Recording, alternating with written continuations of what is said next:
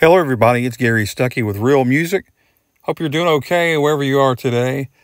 Hope you're smiling and having a great time and staying cool because it's hot out there.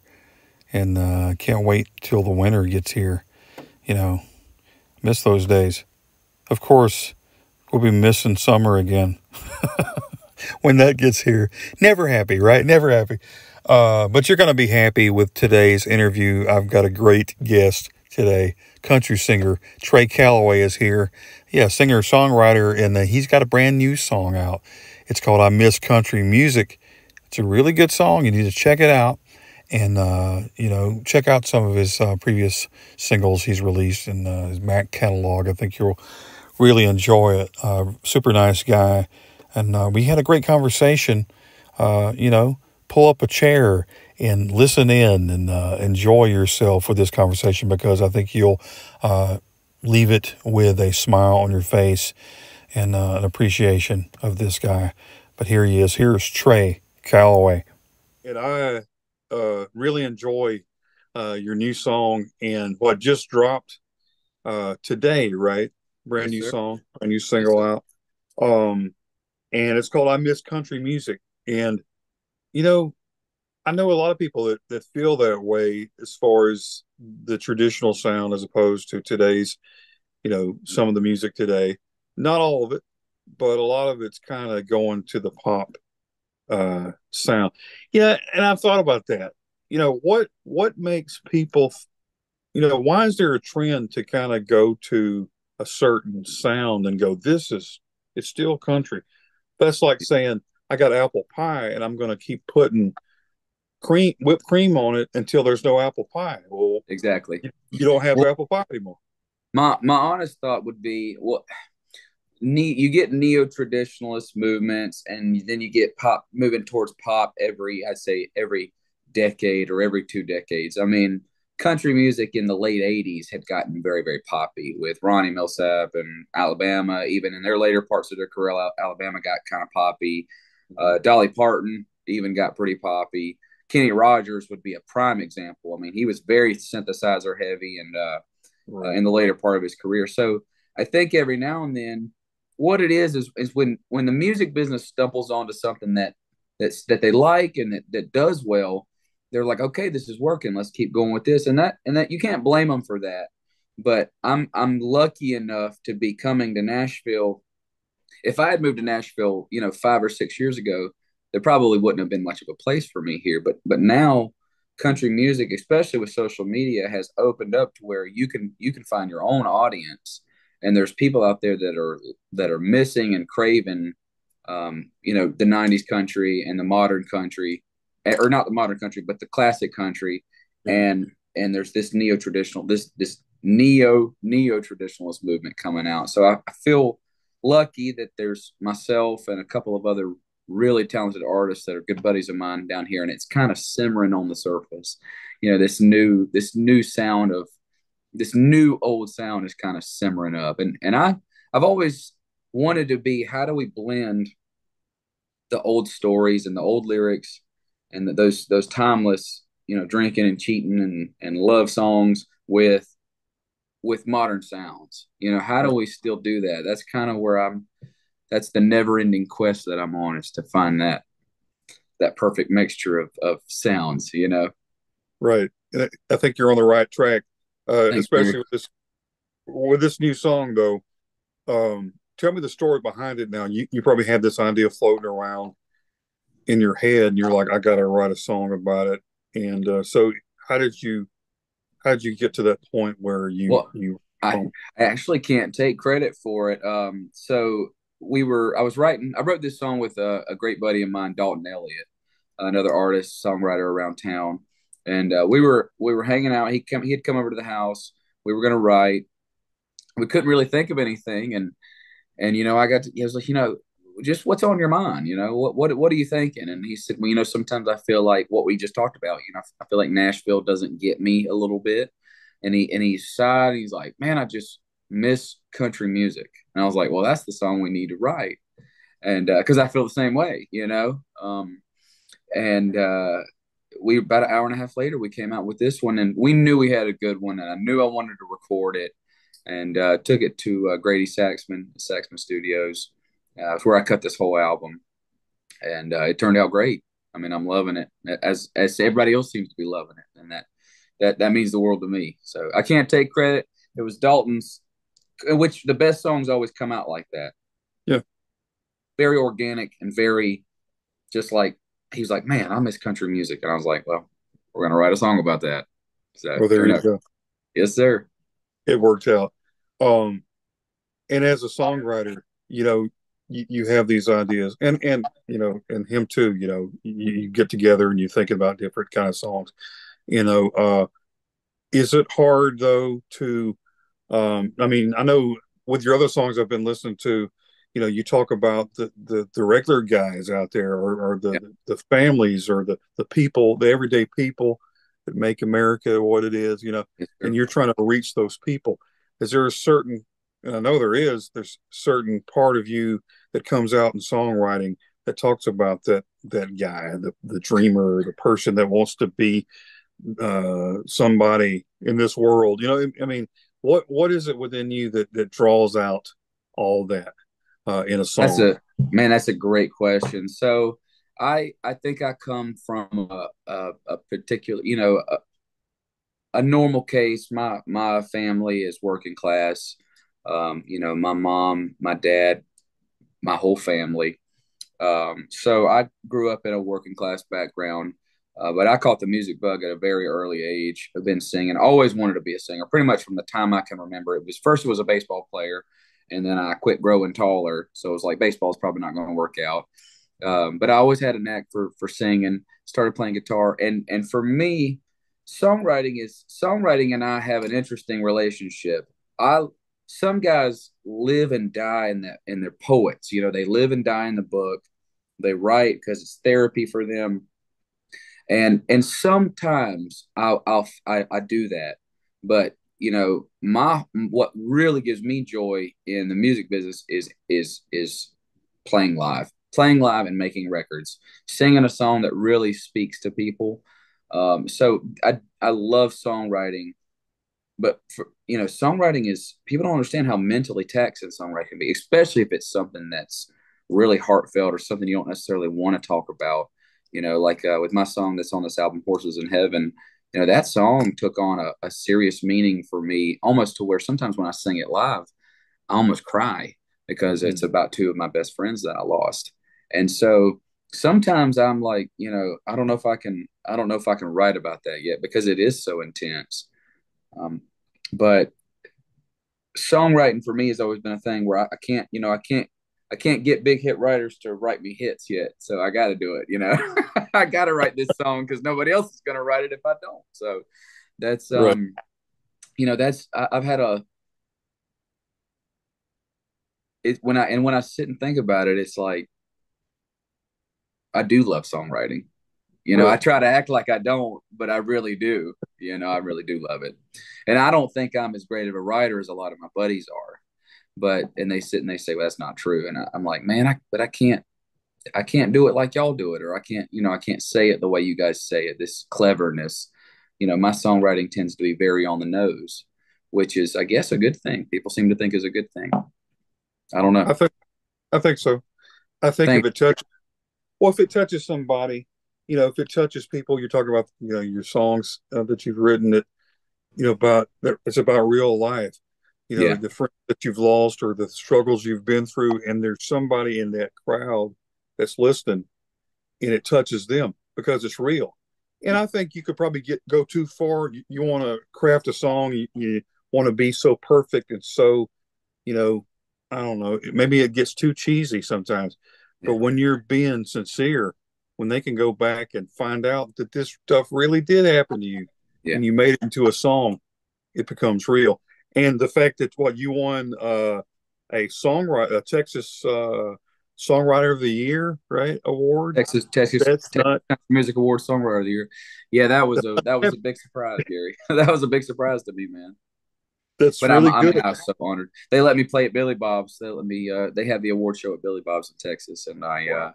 got to play on that stage. I mean, and talk about, most of my musical heroes have graced that stage. It's almost like the Opry. I mean, it's comparable to the Opry. So for me, it doesn't get much better than the Opry and Billy Bob's. It was a big No, honor. Hopefully they'll have me back next year. So we'll yeah, see. right. Well, that's got to be something that you carry around with you, you know, not just literally, you might, hey, I won this award, but in Yeah, your heart, you're going, when you accomplish something like that, it's got to be a big deal uh, to you. Are there other goals that you want to accomplish? Do you take things day by day, or is it, you see something far down the line, you go, I want to do that? that's a great question. I think about that sometimes. It's easy in life, I think, for all of us to see the big goal and the big dream that we really want and say that's out of reach. Like I'll never do that. I'll never get there. But if you do the little, you hit the nail on the head. The longer my life goes on, the more I try to go, you know, the Grand Ole Opry is my ultimate goal. Okay. If I play the Grand Ole Opry one time, Gary, you could put me in a pine box after that. There's nothing else really I want to accomplish or need to accomplish, to be happy. So, um, but well, nowadays, I mean, it doesn't feel that far away. If a couple of more good things happen for me, I might get the chance, and that would be fantastic if anybody's listening out there. That would be fantastic. I'd love to do that. I There you always got to go. hear that. But I try to focus on the day to day stuff. I try to focus on the go for that hike, write that song, rehearse that song, make sure that song you wrote is perfect and right. Go play your show that you've got booked today. Go give that crowd that's going to be in front of you today 100% of yourself. Stay organized. Organization has been a big key with me. I mean, I'm lucky and blessed to have a beautiful fiance that is the most organized person in the world, and my life was chaotic and hectic before she came around. She's done a lot to help me stay organized, and that's been good. I owe a great deal of the little bit of success that I'm starting to have with her as well, to her as well, and my whole team, Dom and Sandy and Scott. So it's nobody makes it alone, man. Nobody gets anywhere by themselves, especially in the music business. This is The true. team, it's a team effort. I'm proud of all of them. That's a good point. Talking about, of course, a woman behind you, makes you able to do anything when you got somebody supporting you saying you can do this and maybe telling you where you're wrong and going, Oh yeah, she does. your conscience. It's Yeah, like she does. maybe that's not a good idea. Yeah, You know, exactly. Well, um, she's I'm wow. blessed to have her, man. She's amazing, and she does definitely tell me when I'm wrong, which is what I needed before she came along. Because yeah, like any man, I've made a lot of mistakes in my life. I don't ever try to hide them. It's I'm not perfect, and I never was, and I still ain't. But she loves me for who I am. So that sounds like a song. I ought to write that down real There fast. you go. There's something in there. There's something I in want there. I want half credit for it. No, I'm just kidding. Yeah, Uh, I got you, buddy. yeah, you got me. You know what I'm saying? Look, hey, you were talking about all the, your girlfriend, your fiance, those guys that surround you, like Scott, you know, and talking about those dreams, the Grand Ole Opry. I mean, you're right down the road from the Grand Ole Opry, right? I mean, Yeah, it's not a far-fetched idea when you got people in your circle that have already witnessed people at the Grand Ole Opry. They're friends with all these people at the Grand Ole. yeah. See, that's what's so cool is I think when you circle yourself with people that have the same dreams that have already accomplished those dreams, you're on your way to fulfilling those dreams if you're around the right people. And it does sound like you're there, you Say know. a prayer for me, Gary. I got a funny story to tell you if you got a second. I'll tell you Go a ahead. little story. So it's not some big intricate story. It's just something I was talking about with my piano player last night. So after our show last night, I didn't want to go. I was restless. I don't know why. I didn't want to go home last night. So I was like, John, you want to go to Waffle House? So we went and had a waffle at the Waffle House, and we were talking. And he played with Jamie Johnson for a long time, and Jamie played the Opry. Jamie's played the Opry a million times, and Right. so John got to play the Opry a bunch of times. And I said, man, what a career you've had. And he's got another songwriter buddy of ours, one of his best friends, a guy named Jerry, and I was like, man, what a career you guys have had. You know, if I just get a fraction of the success you guys have had, I'll be happy. And he said, what do you mean, like playing the Opry? And I was like, that's it for me. You know, that's the pinnacle for me. And he said, you'll play the Opry. You know, and they talk about those guys, the guys at that level talk about the Opry like it's just another day at the office. And I'm like, shut up, man. Shut up. You know, It's not fair. but he's like, you'll be there eventually, you know, and so that'd be the highest honor, man. It'd be something else, brother. So, well, I believe it's coming. I think, you I know, hope so. and those guys though that have already been there and done that, that's what it is. They just, you know, and you know what? I think that's what it makes people really excited about their life is if you set a goal here. If your goal is here and you accomplish that, you're going to be on fire to the next goal. You know, you'll be winning awards and you know Grammys because you made it to this point, and you're like, hey, I can do the next level. And I think, like you said, taking it step by step, day by day, see what happens. But you might go from step number 2 to step number 30 Yeah. overnight. That happens sometimes. Knock on wood. Right? That we do. There it is. Yeah. I have spoken. No. Yeah, it took me years and years to get from step 1 to step 2, and hopefully it doesn't take as long to get to step 30. So that'd be great. Right. So That'd be great, buddy. So, it happens. I've loved every second of it, man. You know, somebody asked me the other day about my music career thus far, and I feel like I went, you know, if they say the straightest point between, you know, the straightest way between 2 points is a straight line, and I feel like I went from A to Z, then back to B, you know. So, but it's all in God's timing. You know, I believe that He's got His hand on my life, and especially now more than ever, just all in His time, man. If it's meant to be for me, it'll happen, you know. And in the meantime, I'll try to be the best husband I can and the best father I can be, and you know, the best son-in-law and the best son I can be, and just try to do that until the Opry comes calling, you know, buddy. Right. Well, it all happened, and that, like you said, in God's time. Now, and speaking of when is the big day for you? October 12th. We're getting married October. October 12th. All Yes, right. sir. So right around the corner. It won't be long. And so what about some shows you got coming up in the near future and some of those kind of things? Yeah, absolutely. Well, let me pull up my calendar because I don't have it all memorized, but I've got it right here. There's a lot to talk about.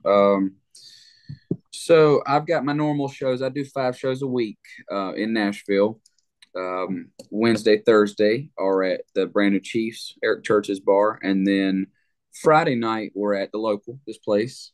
The band and I play every Friday at the local. I love that gig. Jeff's a great buddy of mine. The owner is a good buddy of mine. Great guy. One of the first guys in Nashville that really believed in me when I came to town. You know, he has proven to me his friendship and really believed in me from the get-go and allowed me to have that Friday night slot, which has been a big factor in getting known around town. So that's been good. And then Saturday night, we're at Alan Jackson's Good Time Bar every Saturday. And then at Sunday, I finish up my week with an acoustic gig at the local again. So with that being said, that's this week. We're in the middle of that. We're at the local tonight. And then I'm going to the beach next week. That's just for wedding planning stuff. No shows that week. That's a vacation. And then I go to Texas on August 13th, and I'll be there from the 13th through the 17th.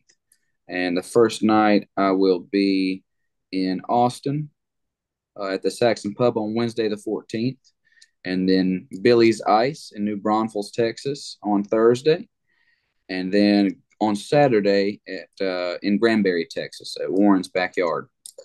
Awesome. Yeah, man. We're working on a new album too, so I'm scheduling. I could show you this calendar, man. It's filling up. It's scary. It's scary how busy they got me. It's good, but it's scary. You know, I look at it and I go, "Whew!" But it's good. What I asked for. I mean, Gary, it's what I asked for, man. You know, so I'm getting all my dreams are slowly but surely coming true, and it's been good. Awesome. So what about the new album? When is the album gonna be? So we don't have a date set for starting work on it, but we're working with a great producer and getting the songs compiled up now. We're actually in the process, like as we speak, of picking the songs and trying to write the songs, making sure that we've got. I think we're going to start with six, and then maybe do six more later on down the road, and have it be a full album or an EP. We haven't really decided yet, but we're working on our next project, probably starting in September. Okay, awesome. Yeah, I'm excited. And tell me this now, and I know you've grown up, having heroes and legends. Is there somebody that you've always wanted to sing with that would be? Now, I know you're going to get to the Opry. I know this, but what's somebody there? Now, if you made it to the Grand Ole Opry, and there's this country music legend that's still around, and you got a chance to sing with them on that stage, who would it be? Garth Brooks, Garth all, Brooks. all day long. Yes, sir. Okay, so Garth, so that's so. And George Strait. I put George Strait Andrew. up in that level too. I say Garth and George. Well, George Strait's not a member of the Grand Ole Opry, so if it needs to be a Grand Ole Opry member, I would say Whispering Bill Anderson.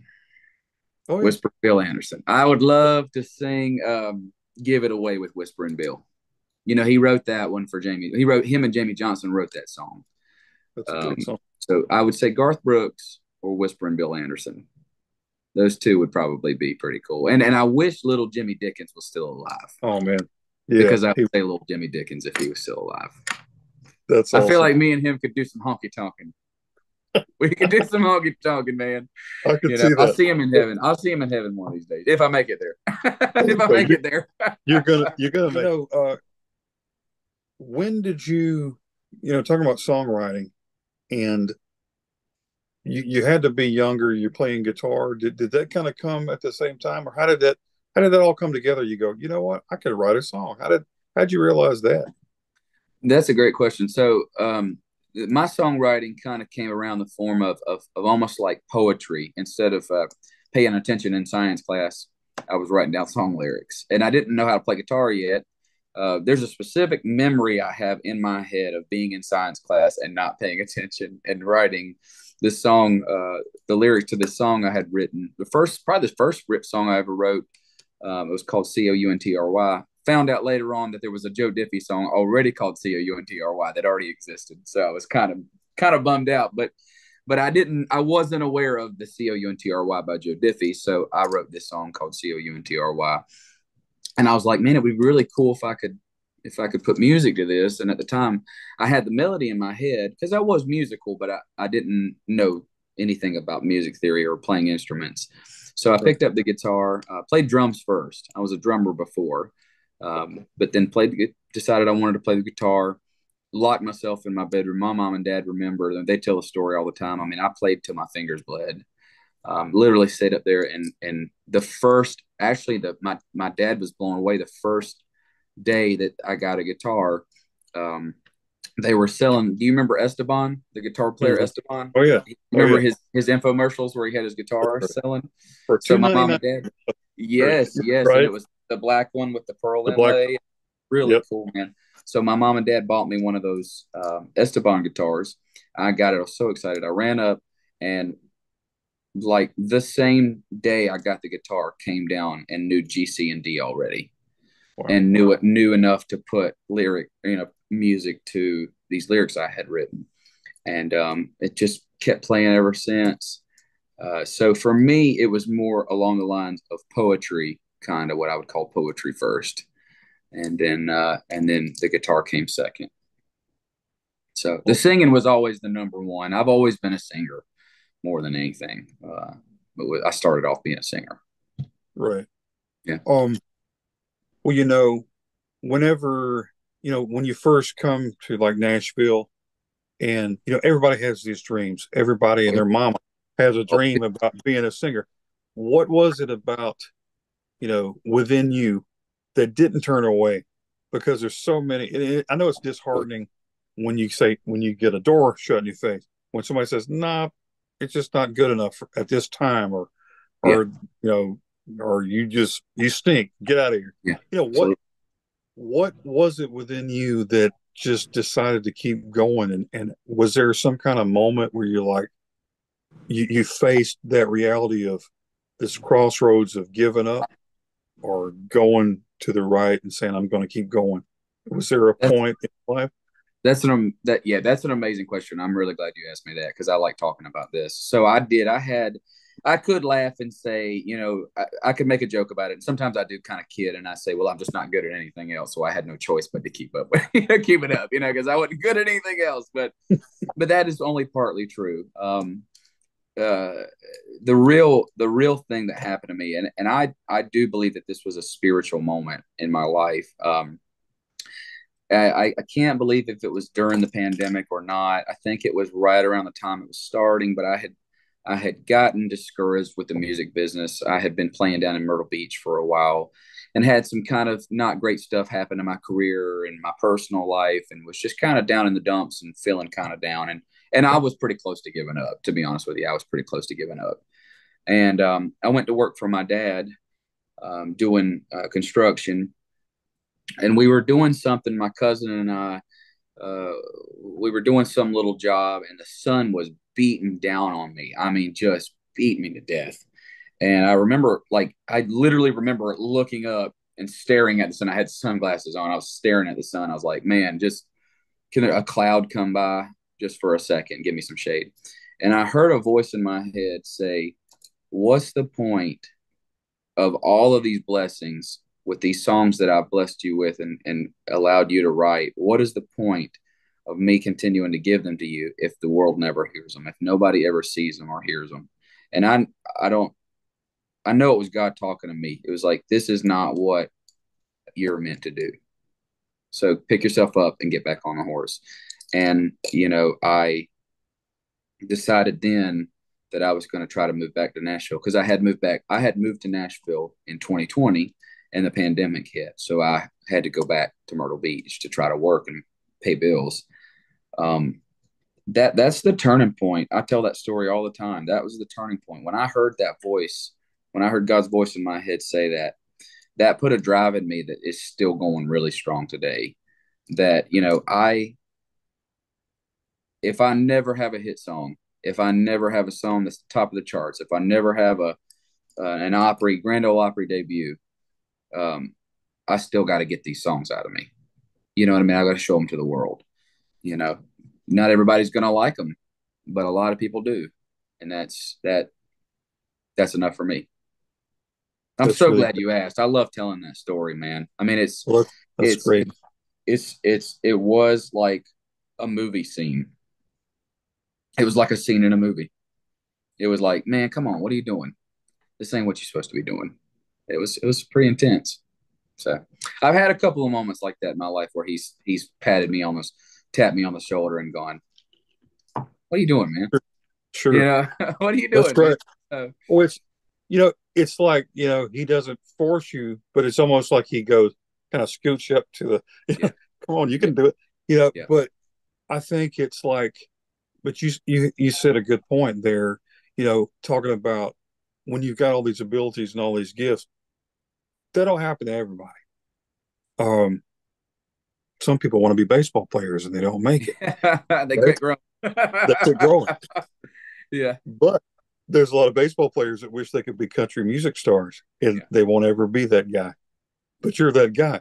But see, Thank you, sir. that's biblical, where he gives gifts to everybody. He Yes, gives sir. everybody a certain amount of gifts. Some he gives a lot to, and there's a lot required of those people. Yeah, Is the talents that he gives you? You can't just sit on them. You got to take them and not just use them, but make them grow. Make whatever it is grow and yeah, help man. other people realize their abilities and talents. Because somewhere there's a kid that'll watch this interview and go, they're going to say to themselves, I want to be like that, but I thought about giving up. And they're Yeah, going to be a number one hit singer one day because they saw you. And maybe they'll get their dream come true of singing with you at the Grand Ole Opry one day. And that'd be that's something. their goal, right? Bring So it I on. think, That'd be right? something. So everybody has a goal and a dream and there's always something. There's always an enemy another voice that says, but well, you know what that means? That means you got to keep going. You Oh got to yeah. keep going Yeah. because, it sounds like you're going to accomplish a lot of things, uh, and somebody don't want you to accomplish them because good things are going to come out of it, right? Yeah. Um, but you said it earlier though, about when you have a support system though, in your life, it makes a big difference. Yes, sir. It's a lot of right. It's a lot better in life when you're not alone. Yeah. Uh, when you have people going, when you have all these, you might have a voice over here saying, "Hey, you're no good, give up, you stink," or whatever. But if you've Yeah. got a crowd of people, you know, watching you, you're running a race, and there's this crowd of witnesses, and they're watching you, and they're saying, "Don't Go. stop," Yeah. right? Right. You got to keep We're going. taking them to church today, Gary. We're taking them to church today, It Gary. happens. Hey, man, this is. I'll say this, and and not tooting my own horn or whatever, You can but toot, dude. Toot, not toot away, brother. toot away. Careful how you say that. I just ate some beans. I'm just kidding. No, Chipotle. You just had some Chipotle. see, there you go. No, Oh here's the man. thing. I love doing this. Now I've talked to different people, different artists, rock stars. I talk to, and I don't tell them, how they should live their life or who to believe in, but I'm a witness. They can go back and listen. I was talking to John Barry a few weeks ago, Yeah. and he gave his testimony, and I gave mine. So the thing is, it's like you don't have to be so in your face. It's got to be that Yeah. way. Yeah. But somebody's listening somewhere. This podcast is heard all over the world. I can't believe that when it's like heard in 165 countries. Wow, man. That's That's awesome. You should be proud but of that. that is a way to witness to people all over the world. I'm Yeah. enjoying talking to people about music. I love music, and it's cool to talk to people from rock bands and country bands and Yeah. whatever it might be. And you grew up listening to these heroes, but when somebody can hear you talk about, the Lord or witnessing to people, I will never be ashamed of that, No. So, No, sir. and I allow people to say what they want. If they want to believe in whatever they want to believe, that's cool, Yeah. you know, but I'm going to tell you what I believe in. Yeah. And, Well, that's what makes this country great is our freedom of religion, our ability to believe who we want or what we want. I don't think the Lord wants us to tell people about the message, but he doesn't want us to be forceful and mean to them. When yeah, it's their time to find him, they will. You know what I mean? And that's it. I've ran away from him my whole life, especially most of my adult life. I was raised in a Pentecostal church. So his voice has always been with me. I've always had that morality in my head that instilled in me as a little kid. But I fought it as an adult. In my 20s, I fought it, and so you can't fight it forever. That's not a song. I'm gonna write that one down too. okay. Songwriter I'll, brain going on over I'll here. say I 75%, say I don't like 75%. songwriting, but I really do like songwriting. I think I'm self-deprecating a little bit, but it's my coping mechanism, Gary. It's how I I totally keep from understand. going crazy. I totally understand. No, Yeah, I write songs too, so I totally yeah, understand. yeah. But it's part of it's something within you that you have to get out. You said that earlier, and I've heard it said that songs are like the kids of somebody. They're little Oh children, yeah. and they're Oh real, right? yep. And it's real personal. And I haven't been to that point. I haven't had a song that was in the that made it big or anything, but it would be very personal if you write a song and somebody takes it and they say, "You want to sell this music? You want to do this?" And it's Yeah, almost like your kid. You got to give it away, but it came from your heart and your soul. And it's just this yeah. part of you. And It don't is you a think piece of like you. that? It's part of you. And Oh, 100%. somebody's listening to that song. There's some girl crying over there in the corner because you just sang a song about your friend that died, Yeah, but that came from you and it's real. So it's a part of who you are. That to me, that's the power. The power of music is so strong because the realness of it, the music, yeah, the chords, the way the chords just wrap themselves around the words, and it's just this force, and you're reaching somebody just like the podcast does. Your songs reach somebody. There's somebody in England going to hear your song and sit there and go, I needed that. Yeah. I can do that. Or I am that guy. Or, and it's just so real. It's that experience. And it's also what brings us together, talking about those different, beliefs and different political views and different, when you put all that to the side and go, he's writing a song about my life Yep. and the struggles I'm going through, or the hopes and dreams I have. You don't look at the other guy and go, yeah, but he believes this way. You kind of come together and go, that's what's great about country music, in my opinion.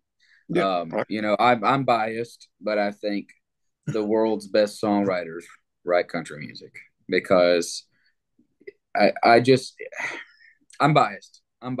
But I just the ability of some of the people in Nashville to craft words and music in such a perfect kind of way. And like that's what I meant. A lot of my buddies, I think they do it heck of a lot better than I do. But I'm hanging on for dear life.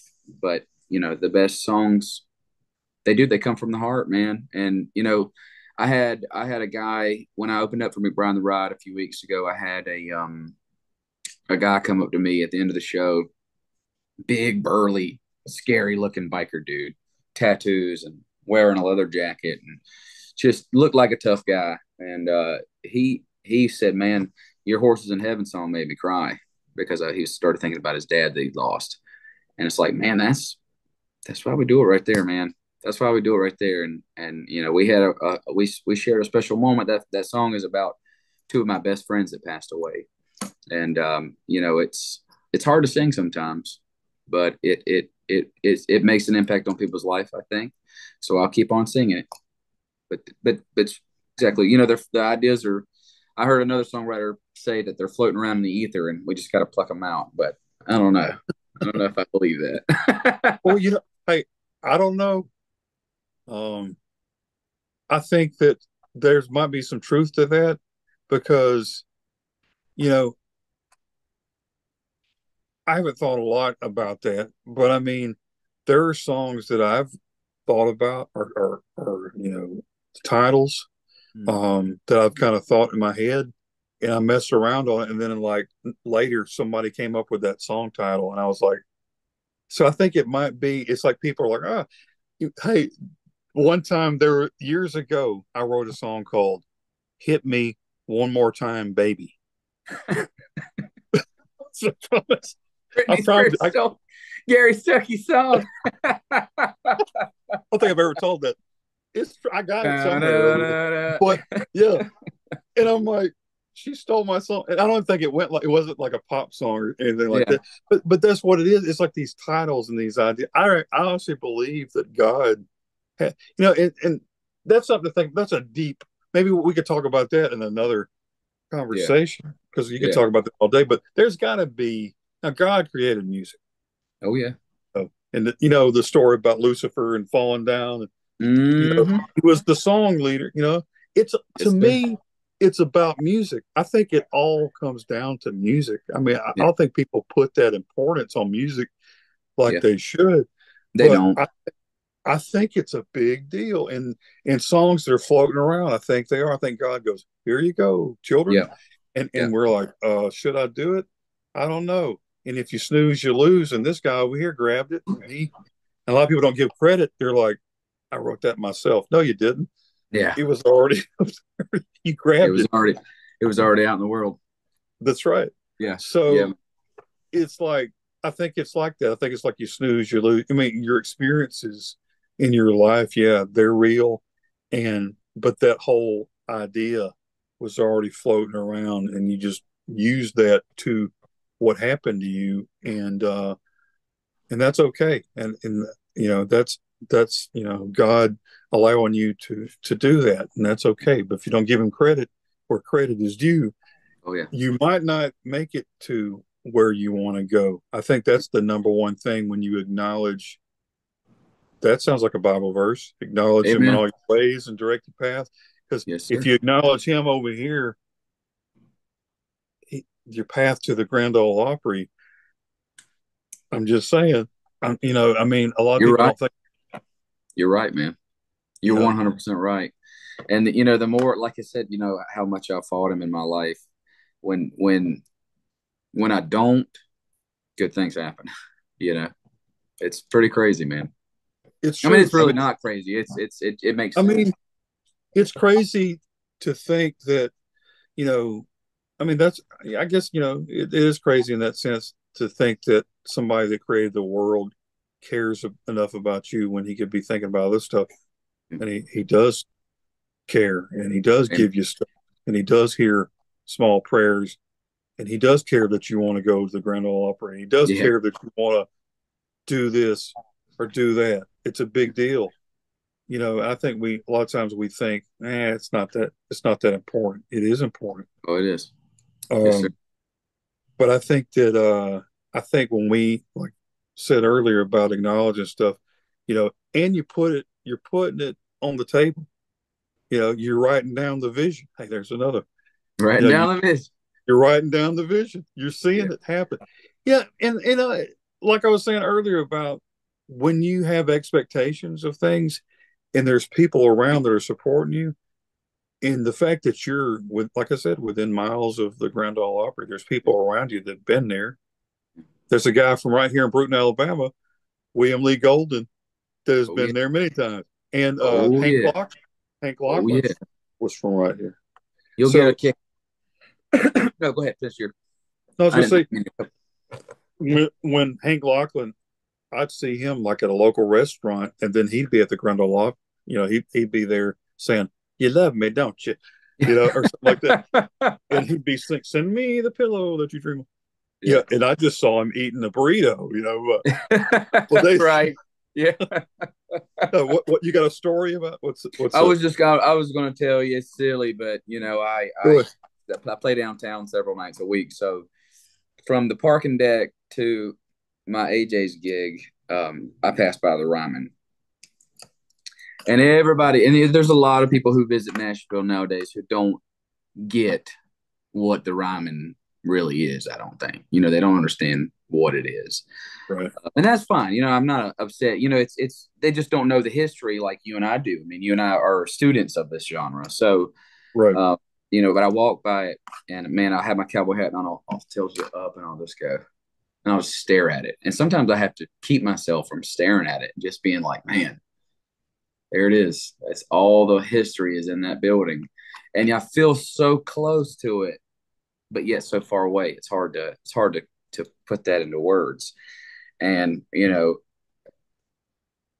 people are walking past me and rushing past me because it's a big city, and it's busy and bustling, and everything just goes silent. Sometimes I just stare at that building, man. It's something. It's something. It I just sounds like wanted a to tell song. the story of how silly I am. Honestly, man, it's just like it does. It stops me in my tracks sometimes. I might have to stop and look at it on my way there tonight. It sounds like a song. You said you Yeah, can't find the words. Well, maybe somehow when you're going by there tonight, some words will pop into yeah, your heart. Because I mean, stuff like that, those are the things that matter to people.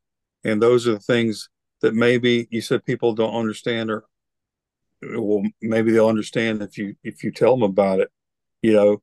And but it's like you write about something that means something to you with different things in mind for the people that already know to go, yeah, and for the people that don't know to go, wow, yeah. you know.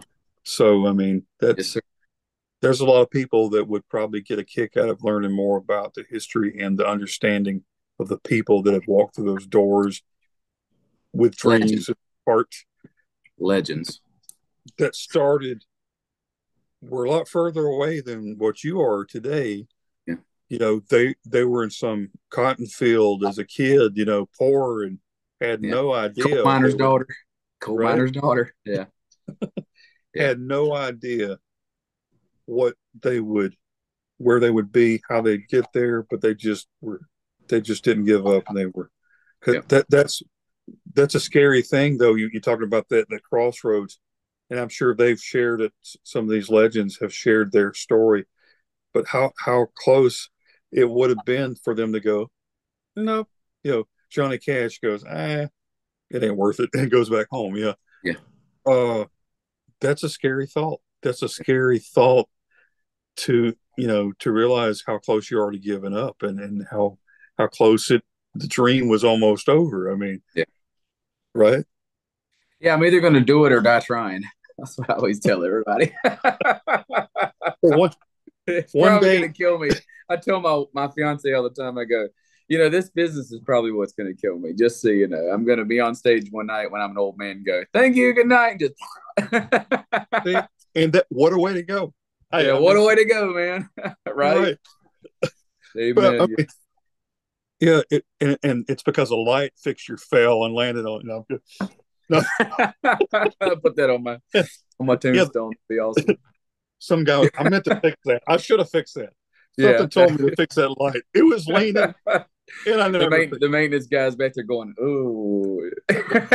He's like, I'm Gonna taking a get fired for vacation. that one. Do what? What'd you say? I said, he's saying, I'm taking a vacation. Yeah. Hey, Hey, boss, that overtime or that the PT I've been pushing back. I think I'll take that.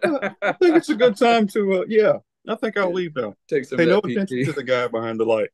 Yeah. That's fun. That's really fun. See, this is what it's all about, this conversation. Hey, I'm glad, see, when there's no pressure. I think the funniest stuff in the conversations come out when there's no pressure. Yes, sir. That's what I like to do on interviews is give everybody opportunity. Just there's no pressure at all. Relax and have fun, because it's people want to see that. They want to see the realness. They want to hear the stories. They want to see the mistakes, hear the mistakes. Has there been a blooper moment for you? What was the most embarrassing moment for you, or Oh something man. else? There's got to be something big. I've always been pretty. I don't know, to be honest with you. I stopped drinking alcohol 2 years ago. That's had a big impact on my life thus far. Most of the bad decisions I ever made were because of alcohol. So, if I had to, if I wouldn't call it a blooper, but it was the moment where I said, okay, I can either keep doing this or I can chase what I've always wanted to chase. And I don't have a problem with alcohol if people are around me. I mean, I'm around drunk people all the time. I mean, it comes with the territory. It doesn't bother me. But now it's like I don't miss it. It's kind of along the lines of this is not helping me get to my end all goal, which is the Opry, which is Right. a hit song or whatever. So that's I say that might be the biggest one. I played around Myrtle Beach, South Carolina for a long time, and made mistakes down there, and I kind of feel like when I moved to Nashville that I was ready to come to Nashville. It was time. It was like maybe if I'd come here when I was 21 years old, it probably wouldn't have worked out. I wouldn't have been ready. You know what I mean? I Yeah. feel I feel I feel like everything worked out the way it needed to work out, if that makes Yeah. sense. I That came makes here sense. time. Yeah. That's good. But no, I've never had any kind of like wardrobe malfunctions on stage or anything like that. No Janet Jackson moments. Yeah. Right. Yeah, That's I've never had anything like that. I've always been pretty good I mean, I just fly by the seat of my pants on stage. Usually it's just there's no script. There's usually no set list. Now, if we do, like when we did the McBride show, we had a set list. We definitely had that planned out. We knew what we were going to play, but had no idea what I was going to say to the crowd. Just kind of went out there and was like, "Hey, y'all, we'll turn this venue into a bar room tonight." And right. I'd say maybe that's a big difference in the way I look at the stage and the way a lot of other artists look at the stage is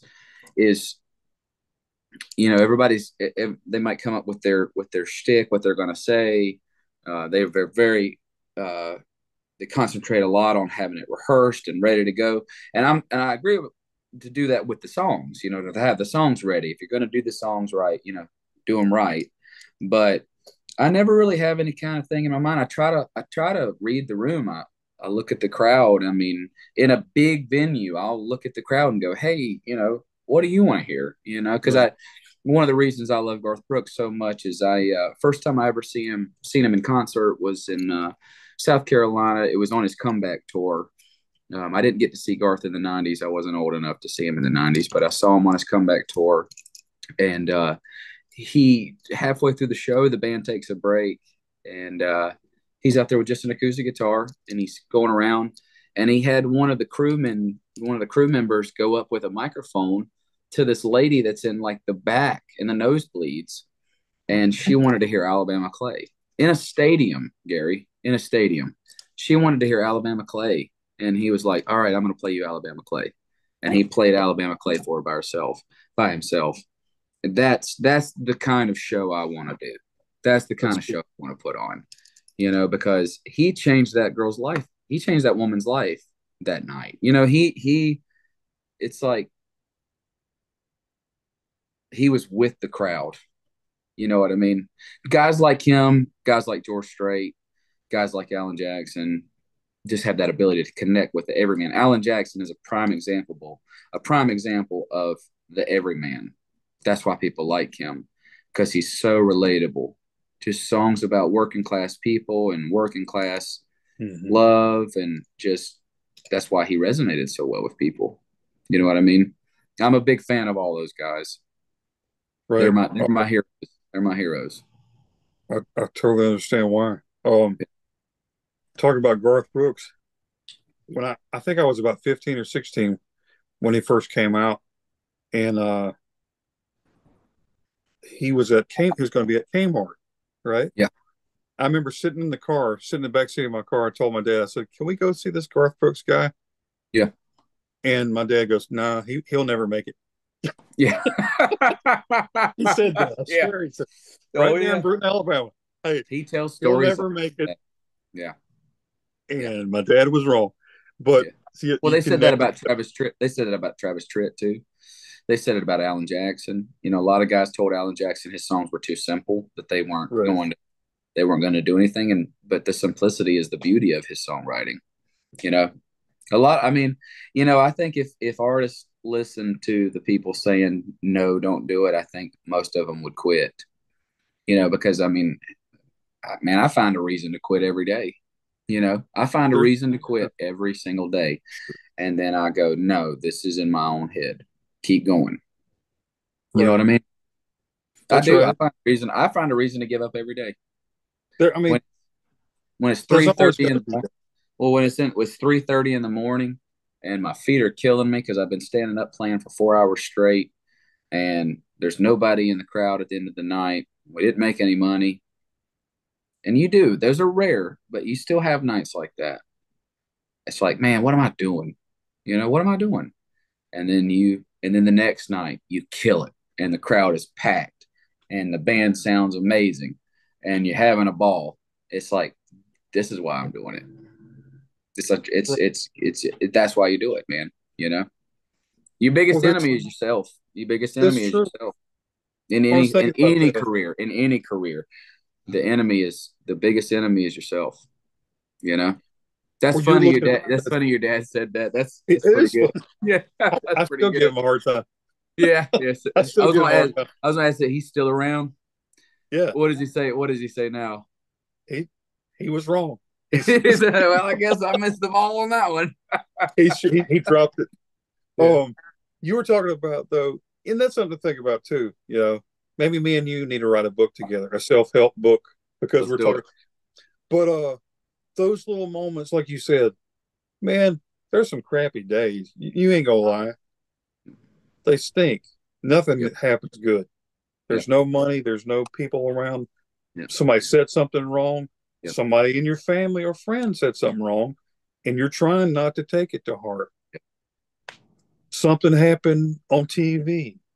You didn't. You woke up feeling the worst you felt in a long, like you said. But that one night can change it all. That one moment can yep. change everything. There might be six crappy days and one good day, but that one good day could turn around the whole thing. Makes it all worth it, man. And It's all worth it.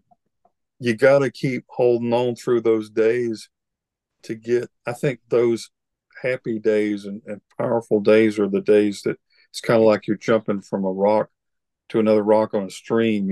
Yeah. It might be far away, but you got to jump, Yeah. and maybe that'll give you enough power to leap to that next one until the next time. But there's still Yeah. going to be, I guarantee it, even Garth Brooks will tell you that there's all kinds of stuff that he goes through, and the things people say and do and Yeah. talk about him, or Oh, he almost gave up. right.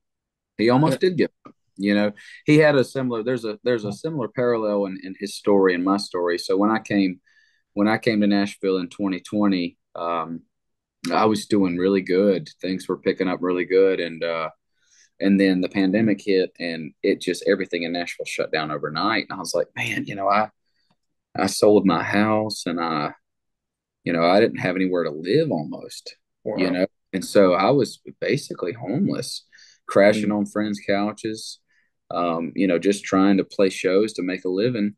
And, I could have given up back then, but I didn't, and that's what he said is, I think he came to Nashville the first time, and left the very next day because he was like, man, this isn't going to happen. Because I think he had a brand new wife and a baby on the way, or a baby already born, or something like that, and he got discouraged and he left. And then so Yeah. one of his friends or mentors or something convinced him to go back, and he did. It's Eric Church had a similar Eric Church had a similar experience. Um, a lot of people do. That's what keeps me going nowadays.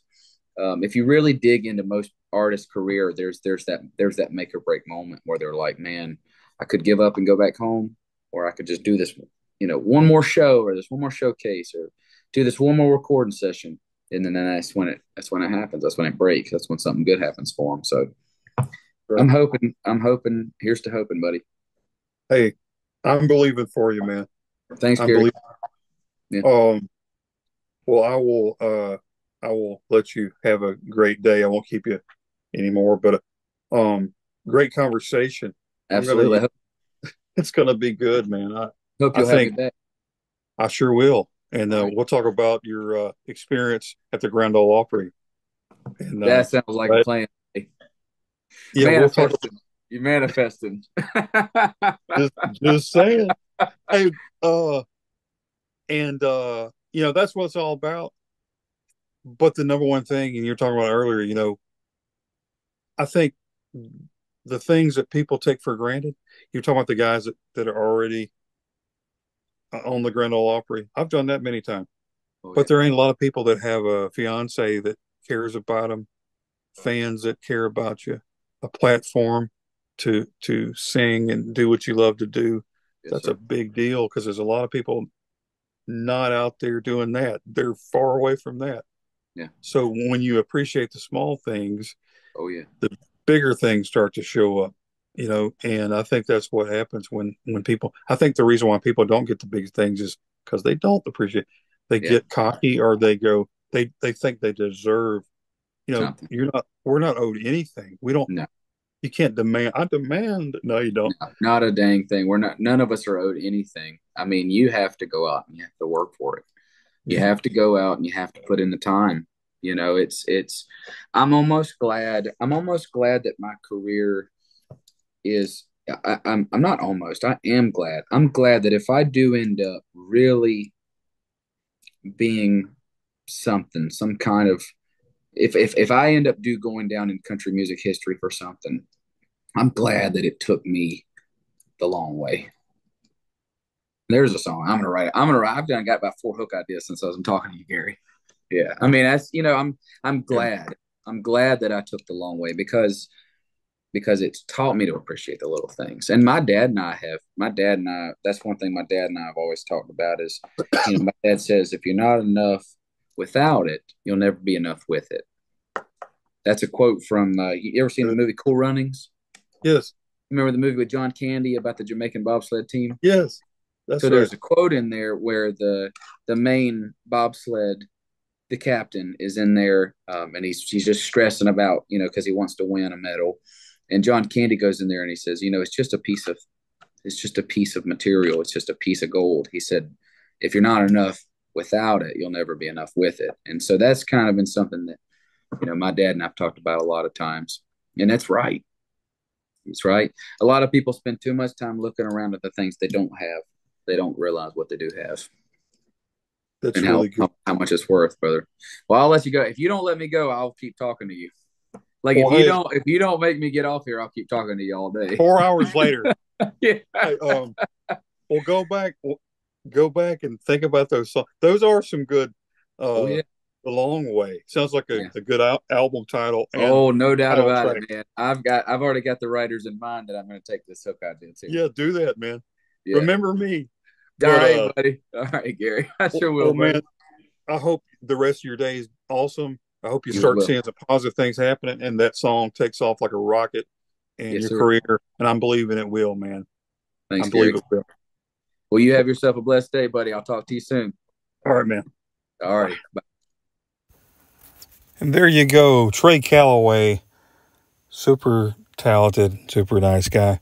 Conversations like that will keep you really interested and make you smile because, you learn something from being a part of these kind of conversations. And you realize the kind of person he is. And a very talented guy, though. A brand new single called I Miss Country Music. Check it out today. Check out his website for more information. Thanks for tuning in. Until next time, everybody, always remember to keep the music real.